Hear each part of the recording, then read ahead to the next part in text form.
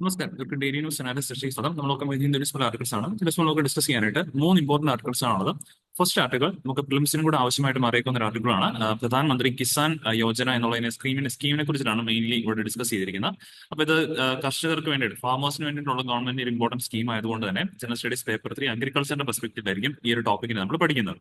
രണ്ടാമത്തെ topic rat hole മൈനിങ്ങുമായിട്ട് ബന്ധപ്പെട്ടാണ്. റാറ്റ് ഹോൾ മൈനിങ് മേഘാലയയുമായിട്ട് കൺസെപ്റ്റ് വന്നിരിക്കുന്നതാണ്. ബിക്കോസ് മേഘാലയയിൽ ഇനിയിപ്പം റീസെന്റ് ഇലക്ഷൻസും കാര്യങ്ങളൊക്കെ നടക്കാൻ പോവാണ്. അതിനൊക്കെ പശ്ചാത്തലത്തിൽ വന്നിരിക്കുന്ന ആർട്ടിക്കിളാണ് റാറ്റ് ഹോൾ മൈനിങ്ങും. ദെൻ ഈ പറഞ്ഞ ആർട്ടിക്കിൾ 371, അതായത് നിലവിൽ പറയുവാണെങ്കിൽ റാറ്റ് ഹോൾ മൈനിങ് ഇല്ലീഗലാണ്. നമ്മളിപ്പം എൻവയോൺമെന്റ് പ്രൊട്ടക്ഷൻ ആക്ട് പ്രകാരം അല്ലെങ്കിൽ ഈ പറഞ്ഞ പോലെ തരത്തിൽ ഈ പറഞ്ഞ പോലെ എല്ലാ തരത്തിലും നമ്മൾ റാറ്റ് ഹോൾ മൈനിങ്ങിന് ഇല്ലീഗൽ ആയിട്ട് വെച്ചിരിക്കുന്നതാണ്. പക്ഷെ അവിടങ്ങളിൽ ആളുകൾ കൂടുതലായിട്ടും അവരുടെ ഉപജീവന മാർഗമായിട്ട് കാണുന്നതും ഈ റാറ്റ് ഹോൾ മൈനിങ് ആണ്. അപ്പൊ അതുകൊണ്ട് തന്നെ ഈ ഇലക്ഷൻസ് വരാൻ പോകുന്ന ഒരു സാഹചര്യത്തിൽ മേഘാലയയിലെ ഈ പറഞ്ഞ പോലെ പ്രത്യേകമായിട്ട് ആർട്ടിക്കിൾ 371 കീഴിൽ കൊണ്ടുവന്ന് റാറ്റ് ഹോൾ മൈനിങ്ങിനെ അവിടെ പുനഃസ്ഥാപിക്കുന്നതിനുള്ള നീക്കങ്ങൾ നടക്കുന്നുണ്ട്. അതിനെ ചുറ്റിപ്പറ്റിയാണ് ആ ഒരു ആർട്ടിക്കിൾ ബേസിക്കലി വന്നിരിക്കുന്നത്. അതുകൊണ്ട് എക്സാം പോയിന്റ് ഓഫ് വ്യൂ എന്താണ് റാറ്റ് ഹോൾ മൈനിങ് നമുക്കറിയണം. അതേപോലെ ആർട്ടിക്കിൾ 371 എന്താണെന്നുള്ളതും നമുക്ക് വ്യക്തമായിട്ട് അറിയേണ്ടതുണ്ട്. ഈ രണ്ട് ടോപ്പിക്കും ജനറൽ സ്റ്റഡീസ് പേപ്പർ 2 ഇന്ത്യൻ പൊളിറ്റിയുടെ പെർസ്പെക്ടീവിൽ നമുക്ക് പഠിക്കാൻ പറ്റുന്നതാണ്. അതേപോലെ റാറ്റ് ഹോൾ മൈനിങ് എന്നുള്ള കൺസെപ്റ്റ് നമുക്ക് എക്കോളജി ആൻഡ് എൻവയോൺമെന്റ്, എസ്പെഷ്യലി എൻവയോൺമെന്റുമായിട്ട് ടേം ചെയ്തും പഠിക്കാൻ പറ്റുന്നതാണ്. ദെൻ മൂന്നാമത്തെ ടോപ്പിക്ക് അപ്കമിംഗ് പ്രിലിംസിന് ആവശ്യമായിട്ടും അറിയിക്കാവുന്നതാണ്. എസ്പെഷ്യലി ഇപ്പോൾ ഇന്ന് നിങ്ങൾ വാർത്തകളൊക്കെ കണ്ടിട്ടുണ്ടാവും. നമ്മുടെ എയ്റോ ഇന്ത്യ ഷോ ഈ പറഞ്ഞ ഡിഫൻസ് മിനിസ്ട്രി കണ്ടക്ട് ചെയ്യുന്ന ഒരു എയ്റോ ഇന്ത്യയുടെ ഷോ ഈ പറഞ്ഞ പോലെ ബാംഗ്ലൂരിൽ വെച്ച് കണ്ടക്ട് ചെയ്തുകൊണ്ടിരിക്കുകയാണ്. ഇവിടുത്തെ ഈ വർഷത്തെ എയ്റോ ഇന്ത്യയുടെ ഷോ എയ്റോ ഇന്ത്യ ഷോയുടെ ഏറ്റവും പ്രത്യേകത എന്താണെന്ന് ചോദിച്ചു കഴിഞ്ഞാൽ 5th ജനറേഷൻ ഫൈറ്റർ ജെറ്റ് വിമാനങ്ങളായ F-35 US-ന്റെയാണ്, സുഖോയ് 57 റഷ്യയുടെ. ഈ രണ്ട് രാജ്യങ്ങളുടെ ഏറ്റവും പ്രധാനപ്പെട്ട ഒരു 5th ജനറേഷൻ ഫൈറ്റർ ജെറ്റ്സ് ആണ് ഈ രണ്ടെണ്ണോ, F-35 സുഖോയ് 57. ഇവ രണ്ടും ഈ പറഞ്ഞ ഒരുമിച്ച് ഈ പറഞ്ഞ പോലെ ഒരു വേദിയിൽ വരുന്നു എന്നുള്ള ഒരു പ്രോഗ്രാമിൽ വരുന്നു എന്നുള്ളതാണ് ഈ ഒരു വർഷത്തെ എയ്റോ ഇന്ത്യ ഷോയുടെ ഏറ്റവും വലിയ പ്രത്യേകതയായിട്ട് നമുക്ക് പറയേണ്ടതുള്ളൂ. ഈ ഒരു ടോപ്പിക്ക് ഡിഫൻസിന്റെ പെർസ്പെക്ടീവിൽ general studies paper 3 point of view ആയിരിക്കും നമ്മളവിടെ പഠിക്കാൻ പോകുന്നത്. പിന്നെ എല്ലാ ദിവസവും നമ്മൾ ചെയ്യുന്ന പോലെ സെഷൻസ് വൈൻഡപ്പ് ചെയ്യുന്നതിന് മുമ്പാകെ ഒരു മോഡൽ MCയും കൂടെ സോൾവ് ചെയ്തായിരിക്കും സെഷൻ വൈൻഡപ്പ് ചെയ്യുന്നത്. അപ്പൊ നമുക്ക് ടൈം കളയാണ്ട് സെഷൻ സ്റ്റാർട്ട് ചെയ്യാം. So first article, government has no plans to hike PM Kisan aid എന്നുള്ളതാണ് ആർട്ടിക്കിൾ ഹെഡ്ലൈൻ ആയിട്ട് മാറിയിരിക്കുന്നത്. അതായത് ഇവിടെ ചില ചർച്ചകൾ നടക്കുന്നുണ്ടായിരുന്നു. ലൈക്ക് ഗവൺമെന്റ് ഈ പറഞ്ഞ PM കിസാനിലൂടെ കിട്ടാൻ പോകുന്ന കർഷകർക്ക് കിട്ടുന്ന എമൗണ്ടിൽ ഹൈക്ക് വരുത്തിയേക്കാം, ഇൻക്രീസ് വരുത്തിയേക്കാം എന്നുള്ള രീതിയിൽ വാർത്തകൾ വരുന്നുണ്ടായിരുന്നു. അപ്പൊ അങ്ങനെ ഗവൺമെന്റിന്റെ പ്ലാൻ ഇല്ല എന്നുള്ളതാണ് ആർട്ടിക്കിൾ വന്നിരിക്കുന്നത്. ബട്ട് നമുക്ക് പ്രിലിംസിന് പഠിക്കേണ്ട എന്താണ് PM കിസാൻ എന്നുള്ളതായിട്ട് പഠിക്കണം. സോ PM കിസാൻ എന്ന് പറഞ്ഞു കഴിഞ്ഞാൽ പ്രധാനമന്ത്രി കിസാൻ സമ്മാൻ നിധി എന്നുള്ളതാണ് ഇതിന്റെ ഫുൾ ഫോം ആയിട്ട് പറയാൻ പറ്റുന്നത്. അപ്പൊ ഈ ഒരു ടോപ്പിക്കിനകത്ത് കറന്റ് പറയുവാണെങ്കിൽ PM കിസാനിൽ ഉൾപ്പെടുന്ന കർഷകന്, ഈ ഒരു സ്കീമിൽ ഉൾപ്പെടുന്ന കർഷകന്, ബെനിഫിഷ്യറീസിന് ആനുവലി 6000 രൂപയാണ്, 6000 റുപ്പീസ് ആണ് ഗവൺമെന്റ് ഫിനാൻഷ്യൽ എയ്ഡ് ആയിട്ട് നൽകുന്നത്. എന്തിനാണ് ഇങ്ങനെ ഒരു സാമ്പത്തിക സഹായം കർഷകന് നൽകുന്നത് എന്ന് ചോദിച്ചു കഴിഞ്ഞാൽ നമ്മുടെ രാജ്യത്തെ കർഷകർ നേരിടുന്ന ഏറ്റവും പ്രധാനപ്പെട്ട ഒരു പ്രശ്നമാണ് ഇതിനൊരു ഇൻകം ആയിട്ട് കണക്കാക്കാൻ സാധിക്കത്തില്ല. അഗ്രികൾച്ചറിന് ഒരു ഇൻകം ആയിട്ട് നമ്മൾ പലപ്പോഴും കർഷകന് കാണാൻ സാധിക്കത്തില്ല. അതുകൊണ്ട് തന്നെയാണ് നമ്മുടെ നാട്ടിലെ കർഷകൻ സ്ഥിരം ഈ പറഞ്ഞ പോലെ ആ ഒരു പോവർട്ടിയിൽ നിന്നും കരകയറാതെ ആ ഒരു സ്റ്റിൽ ഒരു എന്താ പറയുക വിഷ്യസ് സൈക്കിൾ ഓഫ് പോവർട്ടിയിൽ തന്നെ നിൽക്കുന്നത്. അതൊക്കെ പരിഹരിക്കുന്നതിന്റെ ഭാഗമായിട്ടാണ് ഗവൺമെന്റ് 2018 ഇങ്ങനെ ഒരു സ്കീം ലോഞ്ച് ചെയ്യുന്നു. അത് ആക്ച്വലി ഇൻകം സപ്പോർട്ട് സ്കീമാണ്. കർഷകൻ ഇപ്പോൾ നിലവിൽ കിട്ടിക്കൊണ്ടിരിക്കുന്ന കാർഷിക മേഖലയിൽ കിട്ടിക്കൊണ്ടിരിക്കുന്ന ആ തുച്ഛമായ വരുമാനത്തിനെ സപ്പോർട്ട് ചെയ്യാനായിട്ട്, അതാണ് ഇൻകം സപ്പോർട്ട് എന്ന് പറയുന്നത്. ആ ഒരു വരുമാനത്തിനെ സപ്പോർട്ട് ചെയ്യാനായിട്ട് ഗവൺമെന്റ് ലോഞ്ച് ചെയ്തതാണ് PM കിസാൻ സമ്മാൻ നിധി എന്ന് പറയുന്ന ഈ ഒരു സ്കീം 2018 ലോഞ്ച് ചെയ്തത്. ഇതിൽ ഉൾപ്പെടുന്ന കർഷകർക്ക് ആനുവലി ഒരു 6000 രൂപ, ഒരു വർഷം 6000 രൂപയുടെ ബെനിഫിറ്റ് ആയിരിക്കും കിട്ടുന്നത്. ഈ ഒരു ബെനിഫിറ്റ് ഒറ്റ ടൈമിലായിരിക്കത്തില്ല കൊടുക്കുന്നത്. 2000 രൂപ ഇതുള്ള 3 ഈക്വൽ ഇൻസ്റ്റാൾമെന്റുകളായിട്ടായിരിക്കും ഒരു വർഷം ഈ 6000 രൂപ കർഷകർക്ക് ഗവൺമെന്റ് നൽകുന്നതാണ്. അങ്ങനെ ഈ പറഞ്ഞ പോലെ ഡയറക്ട് ബെനിഫിറ്റ് ട്രാൻസ്ഫർ മോഡ് കൂടിയാണ്. ഡയറക്ട് ബെനിഫിറ്റ് ട്രാൻസ്ഫർ എന്ന് പറയാൻ കാരണം ബെനിഫിഷ്യറീസ് ആയിട്ടുള്ള ഫാർമേഴ്സിന്റെ അക്കൗണ്ടിലേക്ക്, ബാങ്ക് അക്കൗണ്ടിലേക്ക് നേരിട്ടായിരിക്കും ഈ പൈസ സർക്കാർ നിക്ഷേപിക്കുന്നത്. അതുപോലെ തന്നെ ഇതിന്റെ മിനിസ്ട്രി എന്ന് പറഞ്ഞാൽ ministry of agriculture and farmer welfare എന്നുള്ള കാര്യം ഓർക്കാം. ഇങ്ങനെ ഫിനാൻഷ്യൽ എയ്ഡ് മീൻസ് സപ്പോർട്ട് നൽകുന്നതുകൊണ്ട് തന്നെ ഇതിന് വേണമെങ്കിൽ ഒരു മിനിയേച്ചർ യൂണിവേഴ്സൽ ബേസിക് ഇൻകം എന്ന് പറയാനായിട്ട് സാധിക്കും. കറന്റ് നമ്മൾ പറയുവാണെങ്കിൽ ഇന്ത്യയിൽ അങ്ങനെ ഒരു യൂണിവേഴ്സൽ ബേസിക് ഇൻകം സ്കീം നിലവിലില്ല. യൂണിവേഴ്സൽ ബേസിക് ഇൻകം എന്ന് പറഞ്ഞു കഴിഞ്ഞാൽ ഇറസ്പെക്ടീവ് ഓഫ് നോവർ കണ്ടീഷൻസ് ഒന്നും ഇല്ലാതെ നമുക്ക് ഈ പറഞ്ഞ പോലെ നമ്മുടെ ബാങ്ക് അക്കൗണ്ടിലേക്ക് ഒരു നിശ്ചിത തുക, ഒരു ബേസിക് മിനിമം എമൗണ്ട് ട്രാൻസ്ഫർ ചെയ്ത് നൽകുന്നതിനെയാണ് യൂണിവേഴ്സൽ ബേസിക് ഇൻകം എന്ന് പറയുന്നത്. കറന്റ് നമുക്ക് അങ്ങനെ ഇന്ത്യയിൽ നിലവിലൊരു യൂണിവേഴ്സൽ ബേസിക് ഇൻകം എന്ന് പറയുന്ന ഒരു സ്കീം കാര്യങ്ങളില്ല. ബിക്കോസ് എന്തുകൊണ്ടാണെന്ന് ചോദിച്ചു കഴിഞ്ഞാൽ അങ്ങനെ ഒരു സ്കീമൊക്കെ നടപ്പാക്കി കഴിഞ്ഞു കഴിഞ്ഞാൽ ഒരുപാടധികം ഗവൺമെന്റ് ഫിനാൻഷ്യൽ ബർഡൻ വരാനുള്ള ചാൻസസ് ഉണ്ട്. പക്ഷേ ഈ ഒരു PM കിസാനെ വേണമെങ്കിൽ നമുക്കൊരു മിനിയേച്ചർ യൂണിവേഴ്സൽ ബേസിക് എന്ന് പറയാം. കാരണം അവിടെ നമ്മൾ കർഷകരെയാണ് ഉദ്ദേശിക്കുന്നത്, എല്ലാ ആളുകളും ഉദ്ദേശിക്കുന്നില്ല എങ്കിലും കർഷകർക്ക് ഈ പറഞ്ഞ മിനിമം ഇൻകം എല്ലാ വർഷവും ഈ പറഞ്ഞ ഗവൺമെന്റ് ട്രാൻസ്ഫർ ചെയ്ത് കൊടുക്കുന്നുണ്ട്. അതുപോലെ തന്നെ ഒരു മിനിയേച്ചർ സ്കീമാണ് ഋതു ബന്ധു എന്ന് പറയുന്നത്. തെലങ്കാനയിലൊക്കെയുള്ള ഋതു ബന്ധു എന്നുള്ള സ്കീമുണ്ട്. ഇതൊക്കെ യൂണിവേഴ്സൽ ബേസിക് ഇൻകം ആണോ എന്ന് ചോദിച്ചാൽ നമുക്ക് അങ്ങനെ മുഴുവനായിട്ട് പറയാൻ പറ്റത്തില്ല. പക്ഷേ ഇതൊരു മിനിയേച്ചർ വേർഷൻസ് ആണെന്ന് വേണമെങ്കിൽ പറയാൻ സാധിക്കും. സോ ഈ ഒരു സ്കീം PM കിസാൻ സ്കീമിന്റെ nodal ministry of agriculture and farmer welfare ആണ്. പിന്നെ ഇതിന്റെ ഒബ്ജക്റ്റീവ് ഓൾറെഡി ഞാൻ പറഞ്ഞു, to supplement the financial needs of all land holding farmers. എന്തുകൊണ്ടാണ് ഇത് യൂണിവേഴ്സൽ ബേസിക് ഇൻകം അല്ല എന്ന് ഞാൻ പറഞ്ഞു, ഒരു മിനിയേച്ചർ വേർഷൻ എന്ന് മാത്രം ഞാൻ പറഞ്ഞു ചോദിച്ചു കഴിഞ്ഞാൽ എല്ലാ ഫാമേഴ്സിനും ശരിക്കും പറഞ്ഞാൽ കിട്ടത്തില്ല. PM കിസാൻ പ്രകാരം അവൈലബിലിറ്റി കിട്ടണമെങ്കിൽ, ബെനിഫിഷ്യറി ആകണമെങ്കിൽ ലാൻഡ് ഹോൾഡിംഗ് ഫാമേഴ്സ് ആയിരിക്കണം. സ്വന്തമായിട്ട് ഭൂമിയുള്ള ഫാർമേഴ്സ് അല്ലെങ്കിൽ ഫാമർ ഫാമിലീസിനാണ് ഈ ഒരു സ്കീമിൽ ഉൾപ്പെട്ട് ബെനിഫിഷ്യറീസ് ആകാനായിട്ട് സാധിക്കുന്നത്. അപ്പൊ ഇവിടെ ഈ ഒരു സ്കീമിനകത്ത് എന്താണ് ഫാർമർ ഫാമിലി എന്നുള്ളതിന്റെ ഡെഫിനേഷൻ കൊടുത്തേക്കെന്ന് ചോദിച്ചു കഴിഞ്ഞാൽ A land holder farmers family is defined as a family comprising of husband, wife and minor children who owns cultivable land. അത് ഓർക്കണം, കൾട്ടിവബിൾ ലാൻഡ് ആയിരിക്കണം സ്വന്തമായിട്ട് ഉണ്ടാകേണ്ടത്. അല്ലാതെ ഈ പറഞ്ഞ അറബിൾ ലാൻഡ് ഉണ്ടായിട്ട് കാര്യമില്ല. ഈ പറഞ്ഞ കൾട്ടിവബിൾ ആയിട്ടുള്ള ലാൻഡ് ഉണ്ടായിരിക്കണം as per land records of concerned state or Ooty. അതായത് ഇവിടെ ശരിക്കും പറഞ്ഞാൽ ഈ ബെനിഫിഷ്യറീസിനെ ഐഡന്റിഫൈ ചെയ്യേണ്ടത് എമൗണ്ട് സെൻട്രൽ ഗവൺമെന്റ് ആണ് ട്രാൻസ്ഫർ ചെയ്ത് കൊടുക്കുന്നത്. ബട്ട് ബെനിഫിഷ്യറീസിനെ ഐഡന്റിഫൈ ചെയ്യേണ്ട ഉത്തരവാദിത്തം കൊടുത്തിരിക്കുന്ന സ്റ്റേറ്റ് ഗവൺമെന്റ്സ് അല്ലെങ്കിൽ യൂണിയൻ ടെറിട്ടറീസിനാണ് കൊടുക്കേണ്ടത്. അപ്പോൾ അതാത് സംസ്ഥാന ഗവൺമെന്റ് അല്ലെങ്കിൽ യൂണിയൻ ടെറിട്ടറീസിനകത്ത് എന്താണോ ലാൻഡ് റെക്കോർഡ്സിനകത്ത് കൾട്ടിവബിൾ ലാൻഡ് ആയിട്ട് കൊടുത്തിരിക്കുന്നത് ആ ഡെഫിനേഷൻ പ്രകാരം എലിജിബിൾ ആയിട്ടുള്ള ഫാർമേഴ്സിനാണ് ഈ ഒരു സ്കീമിനകത്ത് ഉൾപ്പെട്ട് ഈ ഒരു 6000 രൂപയുടെ ബെനിഫിറ്റ് കിട്ടാനായിട്ട് സാധ്യതയുള്ള കാര്യം ഓർക്കാം. അതുകൊണ്ടാണ് entire identification process of family rest states or union governments പറഞ്ഞിരിക്കുന്നത്. അത് നമുക്ക് പ്രിലിംസിനൊക്കെ ചോദിക്കാൻ സാധിക്കുന്നതാണ്. Both identification as well as financial payments will be done by central government എന്ന സ്റ്റേറ്റ്മെന്റ് കണ്ടു തെറ്റാണ്. കാരണം ഇവിടെ ഫാമിലീസിനെ ഐഡന്റിഫൈ ചെയ്യുന്നത് സ്റ്റേറ്റ് ഗവൺമെന്റ്സ് അല്ലെങ്കിൽ യൂട്ടീസും പൈസ ട്രാൻസ്ഫർ ചെയ്ത് കൊടുക്കുന്നതാണ് സെൻട്രൽ ഗവൺമെന്റ് ചെയ്യുന്നത്. അപ്പൊ ഇവിടെ പാറ്റേൺ ഓഫ് ഫണ്ടിംഗ് എന്ന് പറഞ്ഞാൽ ഇതൊരു സെൻട്രൽ സെക്ടർ സ്കീമാണ്. നമ്മൾ നേരത്തെ പറയാറുള്ളതാണ്, സ്കീമുകൾ പ്രധാനമായിട്ട് 2 രീതിയിലുണ്ട്. സെൻട്രൽ സെക്ടർ സ്കീമുണ്ട്, സെൻട്രലി സ്പോൺസർഡ് സ്കീമുണ്ട്. സെൻട്രൽ സെക്ടർ സ്കീം എന്ന് പറഞ്ഞാൽ 100% ആ ഒരു സ്കീമിന്റെ തുക ട്രാൻസ്ഫർ ചെയ്ത് കൊടുക്കുന്ന സെൻട്രൽ ഗവൺമെന്റ് ആയിരിക്കും. സെൻട്രലി സ്പോൺസർഡ് എന്ന് പറയുമ്പോഴേക്കും ഇവിടെ ഒരു പാറ്റേൺ ഓഫ് റേഷ്യോ നമുക്ക് കാണാൻ സാധിക്കും. ലൈക്ക് ഉദാഹരണം പറയുകയാണെങ്കിൽ 60:40. അപ്പൊ 60:40 പറഞ്ഞിങ് പോകുന്നതെങ്കിൽ ആ ഫണ്ടിന്റെ 60% കൊടുക്കുന്ന സെൻട്രൽ ഗവൺമെന്റും 40% സ്റ്റേറ്റ് ഗവൺമെന്റ്സ് ആയിട്ട് കൊടുക്കുന്നത്. 60:40 ഉണ്ട്, 70:30 ഉണ്ട്, മോസ്റ്റ് കോമൺലി 90:10 ഉണ്ട്. നോർത്ത് ഈസ്റ്റേൺ സ്റ്റേറ്റുകളിലേക്കുള്ള മിക്ക ഇതുപോലത്തെ സ്കീമുകളും മീൻസ് സെൻട്രലി സ്പോൺസർഡ് സ്കീമുകളും 90:10 ആയിട്ടാണ് കാണപ്പെടുന്നത്. മറ്റ് സംസ്ഥാനങ്ങളിൽ അത് വേരി ചെയ്യാറുണ്ട്. എനിവേ സെൻട്രൽ ഗവൺമെന്റും കൂടെ ഫണ്ട് ഇവിടെ വരുന്നുണ്ടെങ്കിലാണ് സെൻട്രലി സ്പോൺസർഡ് എന്ന് പറയുന്നത്. ഇവിടെ അത്തരത്തിലുള്ള ഫണ്ട് കംപ്ലീറ്റ്ലി കൊടുക്കുന്ന സെൻട്രൽ ഗവൺമെന്റ് ആണ്. That's why it's called 100% central sector scheme. Then ഇതിനകത്ത് എലിജിബിലിറ്റി ആർക്കാണ് സാധിക്കും ചോദിച്ചു കഴിഞ്ഞാൽ ലാൻഡ് ഹോൾഡിംഗ് ഫാമേഴ്സ് എന്നുള്ള കാര്യം ഓൾറെഡി നമ്മൾ പറഞ്ഞു. Then farmers from both urban and rural areas. ഇവിടെ റൂറൽ ഏരിയ എന്നോ അങ്ങനെ വേർതിരിവൊന്നുമില്ല. അർബൻ ഏരിയയിലും റൂറൽ ഏരിയയിലും ഫാമേഴ്സിന് ഈ ഒരു സ്കീമിനകത്ത് ഉൾപ്പെടാൻ സാധിക്കും എന്നുള്ള കാര്യം ഓർത്ത് വെച്ചേക്കാം. അതുപോലെ തന്നെ ഇതിനകത്ത് ഉൾപ്പെടാൻ വരുന്ന ഫാമേഴ്സ് ആണ് സ്മോൾ ആൻഡ് മാർജിനൽ ഫാമേഴ്സ് ആണ്. അപ്പോൾ ഫാമർ ഫാമിലീസിനെ ലാൻഡ് ഹോൾഡിംഗ് ഫാമേഴ്സിനെ ഉൾക്കൊള്ളാൻ സാധിക്കുന്ന അർബൻ ഏരിയയിലും റൂറൽ ഏരിയയിലും ഫാമേഴ്സിനകത്ത് ഉൾക്കൊള്ളാൻ സാധിക്കും. Then small and marginal farmer ഫാമിലീസിനാണ് ഇതിനകത്ത് എൻറോൾ ചെയ്യാനായിട്ട് സാധിക്കുന്നത്. ഇനി ഇതിനകത്ത് എൻറോൾ ചെയ്യാൻ പറ്റാത്ത നോൺ എലിജിബിലിറ്റി ആർക്കാണ് ഉള്ളതെന്ന് ചോദിച്ചു കഴിഞ്ഞാൽ ഇൻസ്റ്റിറ്റ്യൂഷണൽ ലാൻഡ് ഹോൾഡേഴ്സിന് പറ്റത്തില്ല. പിന്നെ present or retired officers and employees of state or central government as well as PSUs and government autonomous bodies ഇവിടങ്ങളിലൊക്കെ തന്നെ ജോലി ചെയ്ത ആളുകളോ അല്ലെങ്കിൽ റിട്ടയർഡ് ആയിട്ടുള്ള ഓഫീസേഴ്സിനോ സാധിക്കത്തില്ല. പിന്നെ ഹയർ എക്കണോമിക് സ്റ്റാറ്റസിനും പറ്റത്തില്ല. ഉദാഹരണം പറയുവാണെങ്കിൽ നമുക്ക് 8 ലക്ഷം രൂപയ്ക്കൊക്കെ മുകളിൽ പരിധിയുള്ള അതൊക്കെയാണ് നമ്മുടെ ഒരു ഇൻകം സ്റ്റാറ്റസ് ആയിട്ട് വെച്ചിരിക്കുന്നത്. അതിന് മുകളിൽ വരുമാനം നേടുന്ന ആൾക്കാരാണെങ്കിലും ഈ ഒരു PM കിസാനിനെ എൻറോൾ ചെയ്യാൻ പറ്റത്തില്ല. പിന്നെ ഇൻകം ടാക്സ് പേ ചെയ്യുന്ന ആളുകൾക്കും പറ്റത്തില്ല. കോൺസ്റ്റിറ്റ്യൂഷണൽ പോസ്റ്റുകൾ ഹോൾഡ് ചെയ്യുന്ന ഫാമിലീസിനും പറ്റത്തില്ല. ഡോക്ടേഴ്സ്, എഞ്ചിനീയേഴ്സ്, ലോയേഴ്സ് ഇവർക്കാർക്കും പറ്റില്ല. Then retired pensioners with monthly pension of over ₹10,000 ഇവർക്കും ഈ ഒരു സ്കീമിനകത്ത് ഉൾക്കൊള്ളാനായിട്ട് സാധിക്കുന്നില്ല. ഓർത്തിരിക്കണം, ഈ പോയിന്റ്സ് ഒക്കെ പ്രിലിംസിന് ചോദിക്കാൻ ചാൻസ് ഉള്ളതാണ്. അപ്പൊ ലാൻഡ് ഹോൾഡിംഗ് ഫാമേഴ്സ് എന്നുള്ള കാര്യം മറക്കരുത്. കാരണം പണ്ട് ഇതിനകത്ത് ലാൻഡ് സീലിംഗ് ഉണ്ടായിരുന്നു. ഇത്ര ഭൂമിക്ക് താഴെ ഉള്ള ആളുകൾക്ക് മാത്രമേ ഇത് പറ്റുണ്ടായിരുന്നുള്ളൂ. പക്ഷെ ഇപ്പൊ ഇങ്ങനെയൊന്നുമില്ല. ഇപ്പം irrespective of the land acres of land you are holding, you are eligible.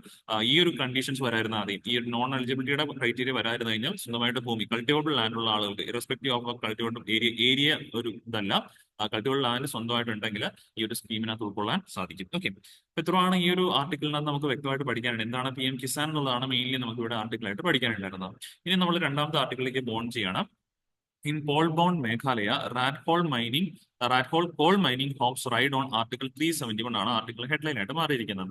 ഇവിടെ എന്താണ് റാറ്റ് ഹോൾ മൈനിങ് എന്നുള്ളത് നിങ്ങൾക്ക് ഈ പിക്ചറിൽ തന്നെ കാണാൻ സാധിക്കുന്നുണ്ട്. ബിക്കോസ് ഒരു വലിയ ഈ പറഞ്ഞ പോലെ ഹില്ലി ഏരിയാസിനെ നോർമലി നിങ്ങൾ ഈ പറഞ്ഞ പോലെ നമ്മൾ മൈനിങ് ഒക്കെ കണ്ടിട്ടുണ്ടാവുമല്ലോ. അപ്പം ക്വാറിങ് മൈനിങ് ഒക്കെ കണ്ടിട്ടുണ്ടാവും. നമ്മൾ വെർട്ടിക്കലി താഴോട്ടാണ് കുഴിച്ചു പോകാറുള്ളത്. പക്ഷെ ഇവിടങ്ങളിൽ റാറ്റ് ഹോൾ മൈനിങ് എന്ന് പറയുമ്പോഴേക്കും ഈ പിക്ചറിൽ നിങ്ങൾ കാണുന്ന പോലെ തന്നെയാണ് ഒരു കുന്നിൻ ചെരുവിൽ ഈ പറഞ്ഞ പോലെ കട്ട് ചെയ്തിട്ട് അതിൽ നേരെ ഹൊറിസോണ്ടലിലേക്കാണ് പലപ്പോഴും ഈ പറഞ്ഞ പോലെ ചെറിയൊരു റാറ്റ് ഹോൾ ഒരു ഒരു തുരങ്കം പോലെ ആക്ട് ചെയ്യുന്നത്, ഒരു ടണൽ പോലെ ആക്ട് ചെയ്യും. ടണൽ എന്ന് പറയുമ്പോൾ വലിയ ടണലൊന്നുമല്ല, ഒരു വ്യക്തിക്ക് കഷ്ടിച്ച് നീങ്ങി പോകാൻ സാധിക്കുന്ന രീതിയിലുള്ള ഹോൾസ് ആണ് ഈ ബേസിക്കലി ഇത്. അതുകൊണ്ടാണ് ഇതിനെ റാറ്റ് ഹോൾ മൈനിങ്, അതായത് ഒരു എലി തുരന്നു പോകുന്ന പോലത്തെ ഒരു സങ്കല്പം, അതാണ് ഇതിനകത്ത് മെയിൻ ഉദ്ദേശിക്കുന്നത്.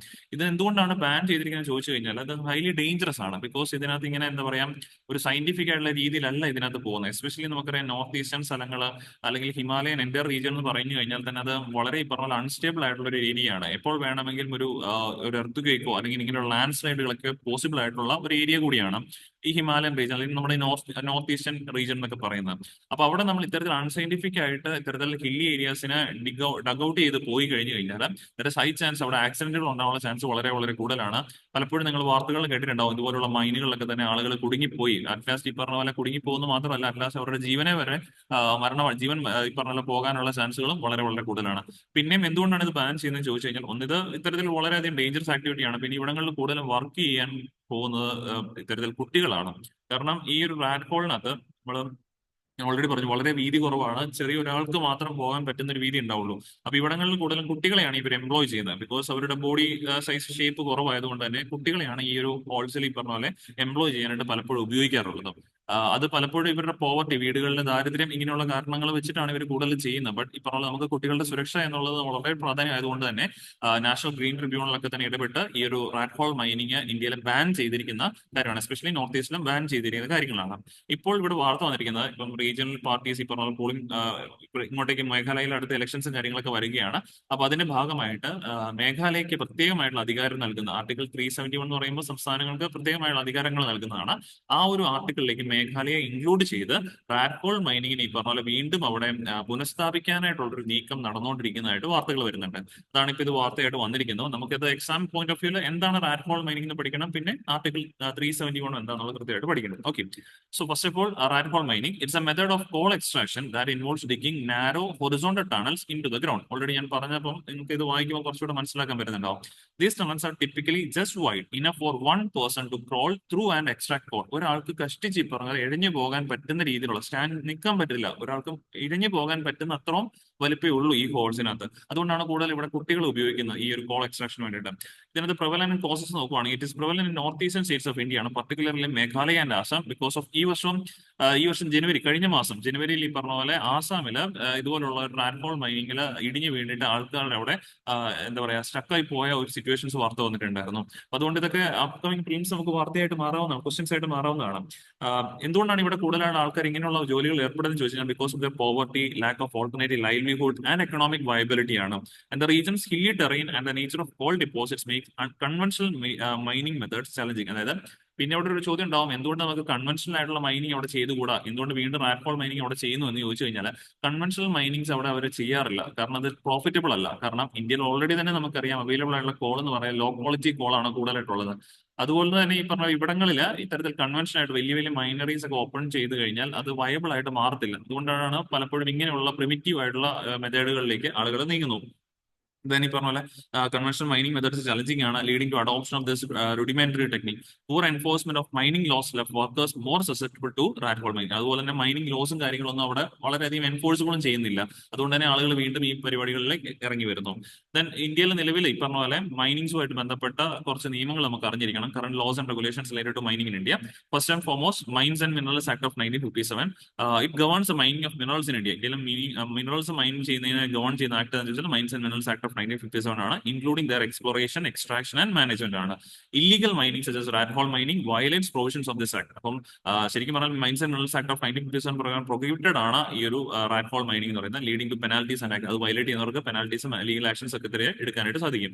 Then coal mines nationalisation act 1973 പ്രകാരം restricts mining activities government and authorised entities. നിലവിൽ നമ്മൾ പറയുവാണെങ്കിൽ മൈനിങ് ചെയ്യാൻ ആർക്കാണ് അധികാരം ഉള്ളത് എന്ന് ചോദിച്ചു കഴിഞ്ഞാൽ, as per coal mines nationalisation act 1973 പ്രകാരം only government or those entities authorized by government ഇവർക്ക് മാത്രമേ സാധിക്കുകയുള്ളൂ. അപ്പൊ നമ്മൾ ഇതൊക്കെ ചെയ്യുന്ന ഇല്ലീഗൽ ആയിട്ടാണ് ഈ റാറ്റ് ഹോൾ മൈനിങ് ഒക്കെ ആളുകൾ ചെയ്യുന്നത്.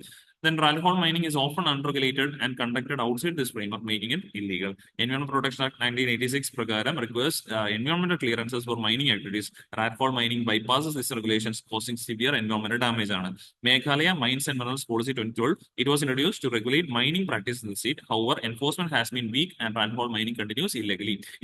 അപ്പോൾ നമ്മുടെ നാട്ടിൽ മൈനിങ്ങുമായിട്ട് ബന്ധപ്പെട്ട ആക്ടുകൾ ഏതൊക്കെയാണെന്ന് വെച്ചാൽ മൈൻസ് ആൻഡ് മിനറൽസ് ആക്ടും അതുപോലെ കോൾ മൈൻസ് ആക്ടും ആണ് പ്രധാനമായിട്ടും നാഷണൽ ലോസുകൾ. പിന്നെ എൻവയോൺമെന്റുമായിട്ട് ബന്ധപ്പെട്ട എൻവയോൺമെന്റ് പ്രൊട്ടക്ഷൻ ആക്ട് ഉണ്ട്. ഈ 3 ലോ പ്രകാരവും റാറ്റ്കോൾ മൈനിങ് ബാൻഡ് ആണ്. പിന്നെ മേഘാലയ സ്പെസിഫിക് ആയിട്ട് തന്നെ ഒരു സ്റ്റേറ്റ് പോളിസി ഉണ്ട്, Meghalaya mines and mineral policy 2012. ഇത് പ്രകാരം റാറ്റ്കോൾ മൈനിങ് ഇല്ലീഗൽ ആണ്. പക്ഷേ poor enforcement of this all laws, ഈ ലോസുകളിലൊക്കെ തന്നെ പൂർ എൻഫോഴ്സ്മെന്റ് ഒക്കെ ഈ പറഞ്ഞ പോലെ കാരണം നമ്മൾ സ്റ്റിൽ ഈ പറഞ്ഞ പോലെ റാറ്റ്കോൾ മൈനിങ്ങിൽ ഇന്ത്യയിൽ ഒരുപാട് എസ്പെഷ്യലി മേഘാലയ, ആസാം പോലെയുള്ള സംസ്ഥാനങ്ങൾ ഒരുപാട് നടക്കുന്നുണ്ടെന്നുള്ള കാര്യം കൃത്യമായിട്ട് ഓർത്ത് വെച്ചേക്കാം. ഇനി എന്താണ് ആർട്ടിക്കിൾ 370 എന്ന് പറഞ്ഞാൽ ഓൾറെഡി ഞാൻ പറഞ്ഞു, സംസ്ഥാനങ്ങളിൽ ചില പ്രത്യേകമായുള്ള അധികാരങ്ങൾ കൊടുക്കുന്നതാണ്. Under part 21 of Indian constitution പ്രകാരം Article 371 grants some temporary, transitional and special powers for certain states, and it has been part of the constitution since 26 January 1950. അപ്പം 26 ജനുവരി 1950 പോലും ഈ ആർട്ടിക്കിൾ 371 ഇന്ത്യൻ കോൺസ്റ്റിറ്റ്യൂഷന്റെ ഭാഗമാണെന്നുള്ള കാര്യം ഓർക്കാം. However article 371 sub clause A to J was born in via അമെൻമെന്റ്സ് through article 368. അപ്പോൾ article 371 നമ്മുടെ നാട്ടിൽ ഈ പറഞ്ഞ പോലെ ആ ഒരു കോൺസ്റ്റിറ്റ്യൂഷന്റെ ഇനീഷ്യൽ പാർട്ട് തന്നെയാണ്. പക്ഷേ ഇതിന്റെ സബ് ക്ലോസുകളായ A to J എന്ന് പറയുന്നത് 371 A to J സബ് ക്ലോസുകൾ പിന്നീട് ആർട്ടിക്കിൾ 368 മുഖാന്തരം നമ്മൾ അമെൻഡ് ചെയ്ത് ഇതിനകത്തോട് ആഡ് ചെയ്താണ്. നിലവിൽ ആർട്ടിക്കിൾ 371 പ്രകാരം പ്രത്യേകമായിട്ടുള്ള അധികാരമുള്ള സംസ്ഥാനങ്ങൾ ആരൊക്കെയാണെന്ന് ചോദിച്ചാൽ 12 സംസ്ഥാനങ്ങളുണ്ട്. അപ്പോൾ മഹാരാഷ്ട്ര, ഗുജറാത്ത്, നാഗാലാൻഡ്, ആസാം, മണിപ്പൂർ, ആന്ധ്രാപ്രദേശ്, തെലങ്കാന, സിക്കിം, മിസോറാം, അരുണാചൽ പ്രദേശ്, ഗോവ ആൻഡ് കർണാടക. ഈ 12 സംസ്ഥാനങ്ങളും അറിഞ്ഞിരിക്കാൻ നല്ലതായിരിക്കും. കാരണം ഇതൊക്കെ ഇത്രത്തോളം വാർത്തകൾ ഉള്ളത് കൊണ്ട് തന്നെ നമുക്ക് പ്രിലിംസിന് ചോദിക്കാനുള്ള ചാൻസുകളും വളരെ വളരെ കൂടുതലാണ്. ഓക്കെ, ഇപ്പൊ 12 സംസ്ഥാനങ്ങൾ, ആർട്ടിക്കിൾ 371 നിലവിലുള്ള 12 സംസ്ഥാനങ്ങൾ. ഇപ്പൊ ഇതിലേക്കാണ് മേഘാലയയും ആടപ്പ് ചെയ്യണമെന്ന് പറഞ്ഞുകൊണ്ട് അവർ ആവശ്യം ഉന്നയിക്കുന്നത്. ബിക്കോസ് ഇങ്ങനെ സ്പെഷ്യൽ പവർ കിട്ടിക്കഴിഞ്ഞാൽ they can alter the mining laws and make rat hole mining some more legal in the states. Okay, അതിനു വേണ്ടിയിട്ടാണ് അവർ ഈ കാര്യങ്ങളൊക്കെ തന്നെ ചെയ്യുന്നത്. ദെൻ നമുക്ക് ഇത്രയാണ് ഈ ഒരു ആർട്ടിക്കിളിനകത്ത് പഠിക്കാണ്ടായിരുന്ന. Moving to third article, aero India biggest air show in Asia to begin today in Bengaluru എന്നുള്ളതാണ് ആർട്ടിക്കിളിനകത്ത് വന്നിരിക്കുന്നത്. ഈ ഒരു ആർട്ടിക്കിളിന്റെ പ്രാധാന്യം ഞാൻ ഓൾറെഡി തുടക്കത്തിലൊന്ന് പറഞ്ഞിട്ടുണ്ടായിരുന്നു. ആദ്യമായിട്ടാണ് ഗോൾസിൽ പറഞ്ഞ ഇപ്പം നമ്മൾ 5th ജനറേഷൻ ഫൈറ്റർ ജെറ്റുകളാണ് നിലവിൽ ഉപയോഗിച്ചുകൊണ്ടിരിക്കുന്നത്. ആ ഒരു 5th ജനറേഷൻ ഫൈറ്റർ ജെറ്റുകളിൽ ഏറ്റവും പ്രധാനമായിട്ടുള്ള 2 US മെയ്ഡ് ആയിട്ടുള്ള F-35ഉം അതുപോലെ റഷ്യൻ മെയ്ഡ് ആയിട്ടുള്ള സുഖോയ് 57ഉം. ഈ പിക്ചർ റൈറ്റ് സൈഡിലെ പിക്ചറിൽ നിങ്ങൾക്ക് കാണാൻ സാധിക്കുന്നുണ്ട്. 5th generation fighter jets, important ആയിട്ടുള്ള ഫൈറ്റർ ജെറ്റുകൾ 5th ജനറേഷൻ ആണ്. 2 US മെയ്ഡ് ആണ്, F-22 റാപ്റ്ററും അതുപോലെ F-35 ലൈറ്റ്നിങ്ങും. ഇത് രണ്ടും ഈ പറഞ്ഞ പോലെ US മെയ്ഡ് ആയിട്ടുള്ള ഫൈറ്റർ ജെറ്റ്സ് ആണ്. ദെൻ ഈ പറഞ്ഞ പോലെ ചൈനീസ് ബിൽഡ് ആയിട്ടുള്ള J-20 ഈ പറഞ്ഞ പോലെ ഉണ്ട്. ദെൻ അഡ്വാൻസ്ഡ് ആയിട്ടുള്ള ഇതിൽ 4 ഏറ്റവും അഡ്വാൻസ്ഡ് എന്ന് പറയാൻ സാധിക്കുന്ന, മീൻസ് ഏറ്റവും ലേറ്റസ്റ്റ് എന്ന് പറയാൻ സാധിക്കുന്ന സുഖോയ് Su-57 ഉണ്ട്. അപ്പൊ ഇത്രയും വിമാനങ്ങൾ അതിൽ ഈ പറഞ്ഞ എസ്പെഷ്യലി അമേരിക്കയുടെ F-35ഉം സുഖോയുടെ Su-57ഉം ഈ എയ്റോ ഇന്ത്യയിൽ പങ്കെടുക്കുന്നുണ്ട് എന്നുള്ളതാണ് ഏറ്റവും പ്രധാനമായിട്ട് പറയപ്പെടുന്നത്. അപ്പൊ ഇവയുടെ കമ്പാരിസൺ കുറച്ചുകൂടി നമുക്ക് കൃത്യമായിട്ട് പഠിക്കേണ്ടതുണ്ട്. കാരണം അത് പരീക്ഷയ്ക്ക് ആവശ്യമായിട്ട് മാറിയേക്കാം.